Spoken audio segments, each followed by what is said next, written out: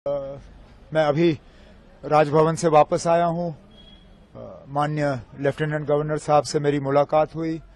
मुलाकात के दौरान मैंने उन्हें नेशनल कॉन्फ्रेंस, कांग्रेस, सीपीएम, आम आदमी पार्टी और जिन इंडिपेंडेंट्स के तरफ से नेशनल कॉन्फ्रेंस को समर्थन की चिट्ठी मिली है, उन्हें उन चिट्ठियों को मैंने लेफ्टिनेंट गवर्नर साहब के हवाले किए और उनसे गुजारिश की कि जल्द से जल्द वो तारीख मुकर्रर करें ताकि यहाँ ओथ लिया जाए और लोगों की चुनी हुई हुकूमत जो है अपना काम संभाले। किस तारीख को सर ओथ सेरेमनी? अब ये लंबा सिलसिला रहेगा क्योंकि ऐसा नहीं है कि एक इलेक्टेड गवर्नमेंट को दूसरे इलेक्टेड गवर्नमेंट का जो है में तब्दील होगा। सेंट्रल रूल है, यूनियन टेरिटरी है और गवर्नर साहब को एक अपने कागज तैयार करके पहले राष्ट्रपति भवन भेजने हैं। राष्ट्रपति भवन से वो फिर होम मिनिस्ट्री में जाते हैं। होम मिनिस्ट्री अपना उसमें प्रोसीजर करके वो जो उनको अपनी कागजी कार्रवाई करनी होती है वो सारा करके वापस आ जाता है। तो फिलहाल हमें ये कहा गया है कि इसमें 2-3 दिन तो लग ही जाएंगे। तो अगले हफ्ते ट्यूसडे वेंसडे से पहले मुझे उम्मीद नहीं है।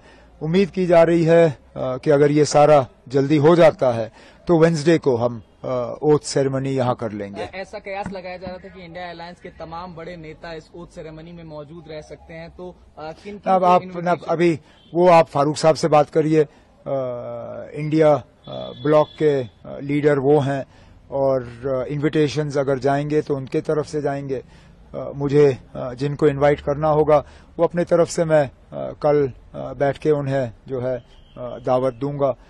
लेकिन फिलहाल तो अब ओथ की तैयारी हो रही है। सर, आज कांग्रेस लीडर्स भी मिलने आए थे, तो क्या कोई डिमांड्स या कुछ नहीं? उन्होंने अब डिस्कशंस तो हमारी रहती हैं, हम मिलके हुकूमत बना रहे हैं। उनका जो है लेटर ऑफ सपोर्ट हमें हासिल हुआ है और उन्होंने आज अपनी बैठक की।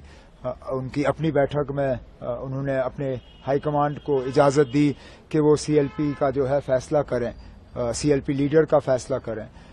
तो हमने जो अपनी अंदरूनी बातें करनी थी वो हमने की। सर, काफी इंडिपेंडेंट कैंडिडेट्स भी अब ज्वाइन इन कर रहे हैं एनसीए ने देखा पिछले कुछ दिनों में, तो क्या स्पेकुलेशन है कि और जो बाकी हैं वो भी ज्वाइन करेंगे, ऐसा कुछ? न, ऐसी बात नहीं है। ये आमतौर पे वही लोग हमारे साथ जुड़ रहे हैं जो पहले भी हमारे साथ जुड़े हुए थे। एक आध को छोड़ के ये सारे वही हैं जिनको शायद अलायंस की वजह से अपनी सीट नहीं मिल पाई और वो आज़ाद उम्मीदवार के तौर पे इलेक्शन लड़के गए और जीत गए।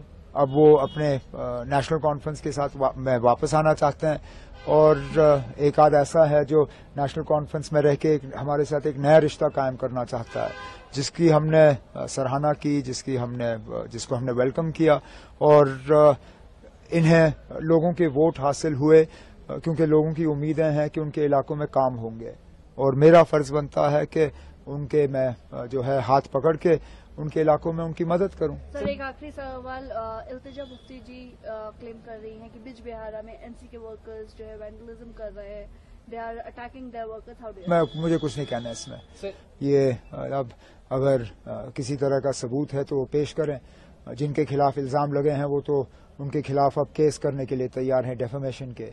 अब ये अदालत को फैसला करने दीजिए कौन सही है कौन गलत। सर, जम्मू डिवीजन के इग्नोरेंस का एक बड़ा आरोप लगा। कोई इग्नोरेंस नहीं है ना, कोई